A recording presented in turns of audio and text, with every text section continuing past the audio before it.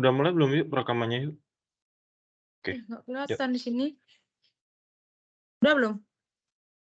Udah dimulai nih, perekaman sudah dimulai. Oke.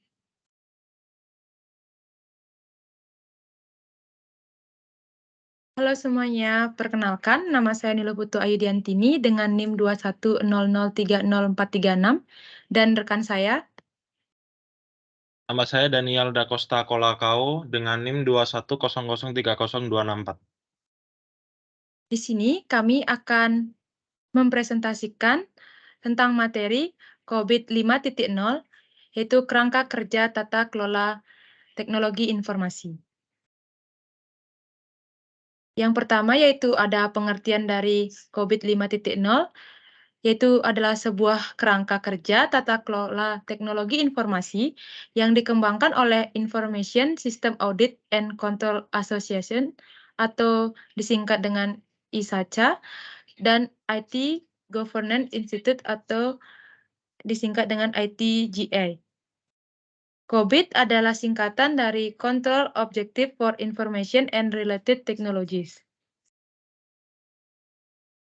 Manfaat dari COBIT yaitu dapat membantu organisasi dalam mencapai tujuan bisnis dengan menggunakan teknologi informasi secara efektif, mengelola risiko dari teknologi informasi, dan memastikan kepatuhan terhadap peraturan dan kebijakan yang berlaku.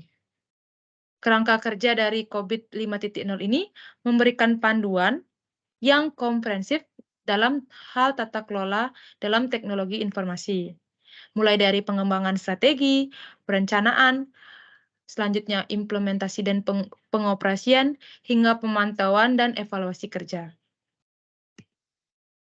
Nah, yang selanjutnya yaitu ada struktur komponen utama dalam COBIT 5.0. Nah, yang pertama itu ada domain dari COBIT 5.0. Domain itu adalah kumpulan area fungsional dalam organisasi yang meliputi aspek-aspek yang harus dikelola dengan menggunakan COBIT. Dan yang kedua yaitu enables, yaitu adalah merujuk pada faktor-faktor yang memungkinkan organisasi mencapai tujuan bisnis dan mendukung tata kelola teknologi yang efektif. Nah, adapun komponen tambahan dalam COBIT 5.0, yaitu yang pertama, Implementation Guidance atau panduan implementasi yang merupakan panduan praktis untuk membantu organisasi dalam menerapkan COBIT 5.0. Yang selanjutnya yaitu adalah proses reference model atau model referensi proses, yaitu model yang mendefinisikan proses-proses tata kelola TI dalam COBIT 5.0. Yang selanjutnya yaitu maturity model atau model kematangan, merupakan model yang membantu organisasi dalam mengevaluasi tingkat kematangan mereka dalam tata kelola teknologi informasi. Dan yang terakhir yaitu ada kontrol objektif atau tujuan dari kontrol, merupakan tujuan spesifik yang harus dicapai untuk mengendalikan resiko dan memastikan kepatuhan. Nah, pada COVID 5.0 ada domain. Bagian-bagian domain itu ada 5. Yang pertama prinsip, yang kedua kebijakan, yang ketiga kerangka kerja, yang keempat proses, dan yang terakhir struktur. Yang pertama prinsip. Prinsip merupakan yang menjadi dasar dari kerangka kerja COVID 5.0. Yang kedua kebijakan, merupakan prosedur-prosedur yang harus ada, yang harus ditaati untuk mengelola teknologi informasi menggunakan COVID 5.0. Yang ketiga yaitu framework atau kerangka kerja, merupakan kerangka kerja yang digunakan untuk mendefinisikan atau mengimplementasikan proses tata kelola teknologi informasi. Yang selanjutnya yaitu proses. Di sini semua proses yang terkait dalam tata kelola manajemen TI termasuk dalam domain COVID 5.0. Dan yang selanjutnya yaitu struktur. Struktur merupakan struktur organisasi, struktur tanggung jawab, dan struktur relasi yang mendukung implementasi dari tata kelola teknologi informasi. Nah, yang selanjutnya yaitu jenis-jenis enable dalam COVID 5.0.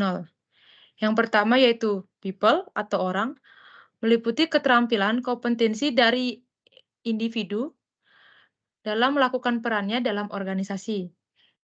Yang selanjutnya yaitu proses. Proses itu merujuk pada proses bisnis yang berkaitan dengan pengelolaan IT untuk mencapai tujuan bisnis. Yang selanjutnya yaitu informasi, yaitu data-data informasi pengetahuan yang diperlukan untuk pengambilan keputusan dalam teknologi informasi dalam COVID 5.0. Dan yang terakhir yaitu teknologi, merupakan infrastruktur teknologi dan aplikasi yang dapat digunakan dalam organisasi untuk tujuan mendukung pencapaian tujuan bisnis.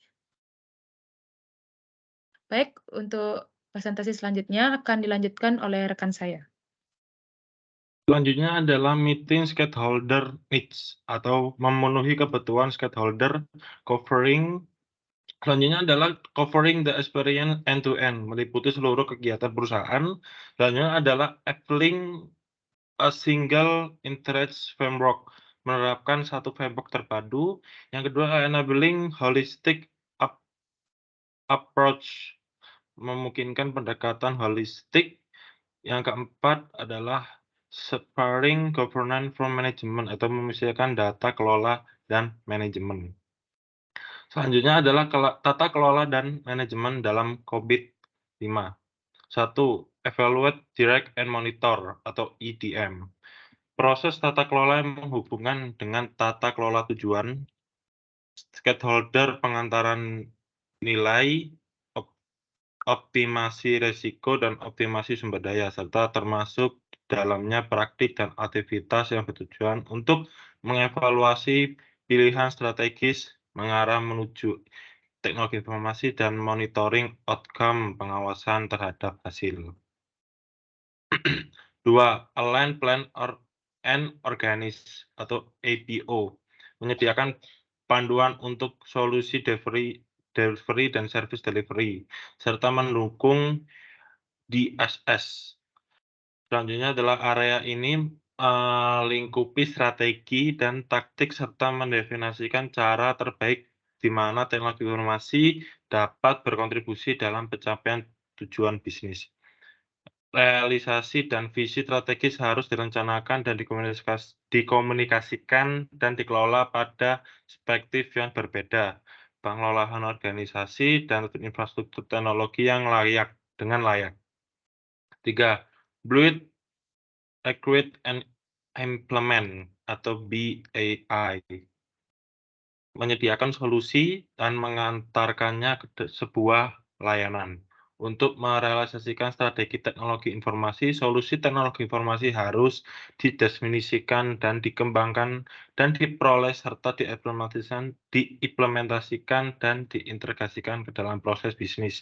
Domain ini juga meliputi perubahan dalam proses maintenance sistem yang ada dan menjamin bahwa solusi TI dapat harus memenuhi tujuan bisnis. 4. Delivery, Service, and Support atau DSS. Domain ini fokus pada bagaimana penerimaan solusi dan kegunaan dalam membantu user, bagaimana pengantarannya dan dukungan dari layanan yang dibutuhkan dan termasuk di dalamnya pengantaran nilai, manajemen keamanan, layanan pendukung untuk user, serta manajemen data dan fasilitas operasional. Kelima, monitor, evaluate, dan akses atau MAI. Pengawasan terhadap semua proses menjamin bahwa arahan dan panduan benar-benar dijalankan. Semua proses teknologi informasi harus sering diukur dan untuk kualitas serta pemenuhannya dengan sebuah kebutuhan dan pengendalian.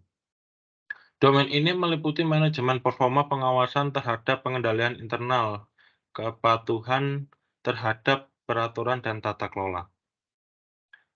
COVID-5 Implementation, posisi GAIT atau Government of Enterprise Information Technology, ini di dalam perusahaan, mengambil langkah pertama untuk mengembangkan GAIT, implementasi tantangan dan faktor sukses, mewujudkan hubungan GAIT terhadap organisasi dan perubahan perilaku, implementasi perubahan berkelanjutan yang meliputi pengubahan perdayaan dan manajemen program.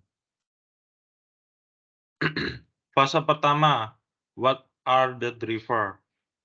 Mengidentifikasi perubahan pendorong yang menyebabkan berubahnya keinginan manajemen eksekutif, kemudian diekspresikan di dalam sebuah kasus bisnis. Perubahan pendorong bisa berasal dari kejadian internal atau eksternal, atau sebuah kondisi yang menyebabkan terjadinya perubahan. Fase kedua, where are we now?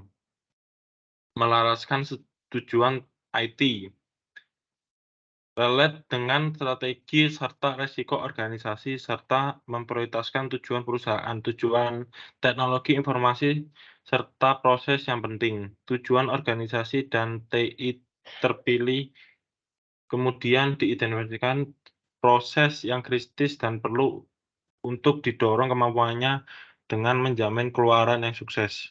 Manajemen ini perlu tahu kemampuan serta kelemahan saat ini. Fase ketiga, where do we to be? Menetapkan target untuk meningkatkan berdasarkan pada analisa GAP untuk mengidentifikasikan solusi. Tentukan prioritas untuk proyek-proyek sekitarnya mudah untuk dicapai dan paling mungkin memberikan manfaat yang paling besar. Fase keempat adalah we needs to be done, merupakan rencana solusi yang layak dan praktis untuk mengidentifikasi dukungan proyek dengan cara menganalisa kasus bisnis dan merubah rencana untuk meningkatkannya. Fase kelima, how do we to get there? Mengimplementasikan dari solusi yang diusulkan ke dalam praktik keseharian dan melakukan pengukuran serta pengawasan untuk menjamin bahwa keselarasan bisnis dapat tercapai dan performa dapat diukur. Fase keenam, did we get there?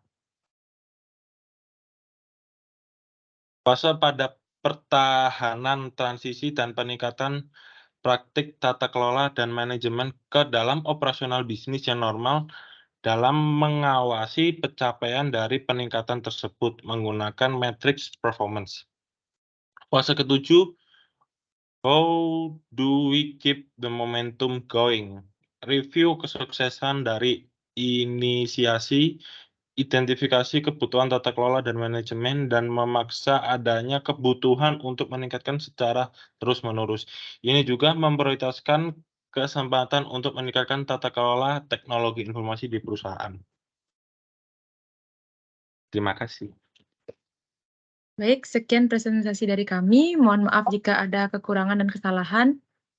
Terima kasih. Terima kasih.